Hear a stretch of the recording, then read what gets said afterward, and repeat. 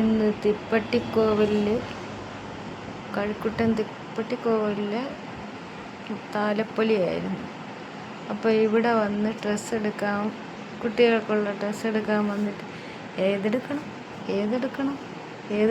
Mehndi colour blouse ഏതെടുക്കണം എന്നുള്ള എല്ലാം ബിരുദവാരി ഇനി ഒന്നേന്ന് അടുക്കി പറക്കണം. എങ്ങനെ എടുക്കും, വയ്ക്കും, പോവും, എങ്ങനെ എടുക്കും, ഇത് ചേരും, എല്ലാം ചേരും.